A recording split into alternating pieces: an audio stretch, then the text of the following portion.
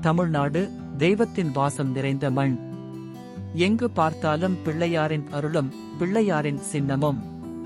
தெருவின் மூலையில், மரத்தடியில், நதிக்கரையில் அவரது தெய்வீக சந்நிதி எங்கும் காட்சி தரும். கோயில் என்ற பெயருக்கு புனித கட்டிடம் தேவையில்லை. அரசமர நிழலில் கூட அமர்ந்திருக்கும் பிள்ளையார் அன்புடன் பார்க்கும் ஒவ்வொருவருக்கும் அருள் புன்னகை தருகிறார். அவரை பிள்ளை என்று சொல்லாமல் பிள்ளையார் என்று மரியாதையுடன் அழைப்பது தமிழரின் தனித்துவமான வழக்கம். அந்த ஒரு யார் என்பதில் கூட தெய்வத்தின் மதிப்பு நிறைந்துள்ளது. பிள்ளையார் மரியாதையின் வடிவம். பார்வதி பரமேசுவரின் ஜேஷ்ட புத்திரர். மூத்த பிள்ளை என்ற மரியாதையால் தமிழர் அவருக்கு பிள்ளையார் என்று பெயர் தந்தனர். இது ஒரு பெயர் அல்ல, ஒரு பண்பாடு, ஒரு அன்பு, ஒரு ஆன்மீக மரியாதை. பாரத தேசம் முழுவதும் குமாரன், கார்த்திகேயன் என்று சொன்னால் சுப்பிரமணியரையே குறிக்கும். ஆனால் தமிழர் குமரனார் என்று சொல்ல மாட்டார்கள். மூத்த பிள்ளை பிள்ளையார் என்பதால் அந்த மரியாதை அவருக்கே உரியது.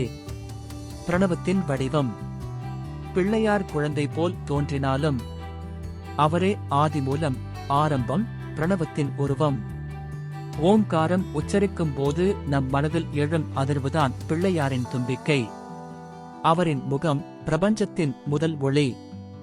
அவரை தியானித்தால் நம் வாழ்க்கையின் தடைகள் கரைகின்றன. குழந்தை வடிவில் பேரியானம். பிள்ளையார் குழந்தை போல் இருக்கிறார். ஆனால் அவர் அருளால் பக்தனை ஒரே நொடியில் உயர்த்திவிட முடியும்.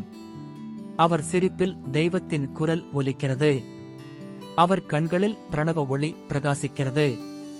அவரை வணங்கினால் வாழ்க்கை itself becomes a blessing. Avvaiyar Vinayagar உபாசகி.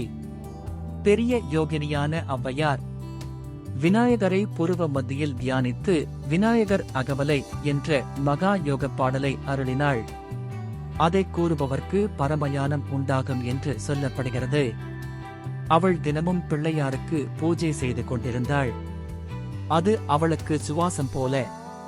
அவளது மனம் முழுவதும் விநாயகரில் கலந்திருந்தது. கைலாசத்திற்கு அழைப்பு. ஒரு நாள் சுந்தரமூர்த்தி நாயனாரும் சேரமான் பெருமாளும் கைலாசத்துக்கு புறப்பட்டார்கள். அவர்கள் ஔவையாரையும் அழைத்தனர். அந்த நேரத்தில் ஔவையார் விநாயகர் பூஜையில் ஆழ்ந்திருந்தாள். அவள் சிரித்தபடி சொன்னாள், நீங்கள் போகிறபடி போங்கள், எனக்கு கைலாசம் என்பதே விநாயகர் பூஜை. அவள் தன் பூஜையை விட்டுவிடவில்லை. அவள் மனம் உறுதியானது. அவள் நம்பிக்கை பாறை போல நிலைத்தது. தெய்வத்தின் குரல் ஔவையாரை தூக்குகிறது. பூஜை முடிந்ததும் பிள்ளையார் பிரசன்னமாகி தம் துதிக்கையால் ஔவையாரை அப்படியே தூக்கி ஒரே வீச்சில் கைலாசம் கொண்டு சென்றார். அது ஒரு அதிசயம் அல்ல, அது தெய்வத்தின் குரல். அது அன்பின் விளைவு. அது அர்ப்பணிப்பின் வெற்றி. சுந்தரரும் சேரமான் பெருமாளும் பின்னால்தான் அங்கு வந்தார்கள். அவர்கள் பார்த்தபோது ஔவையார் ஏற்கனவே கைலாசத்தில் இருந்தாள். தெய்வீக சங்கமம். அந்த கைலாச சந்திப்பு மனிதன், தெய்வம், அருள் என மூன்றும் இணைந்த தருணம்.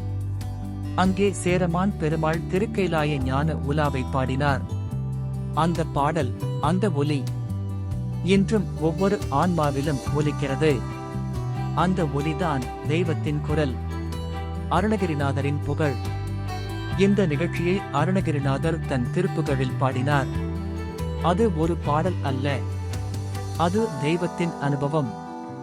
அவர் சொன்னது போல, பிள்ளையாரின் அருள் ஒரு சுவாசம் போல நம்முள் ஒலிக்கிறது. அது நம் இதயத்திலிருந்து வெளிப்படும் குரல். விநாயகர் பூஜையே கைலாசம். அந்த உண்மை உணர்ந்தவனுக்கு பூமியிலேயே கைலாசம் தோன்றும். இணைந்திருங்கள் KMP பக்தி. என்றென்றும் இறைப்பணியில் உங்களுக்காக.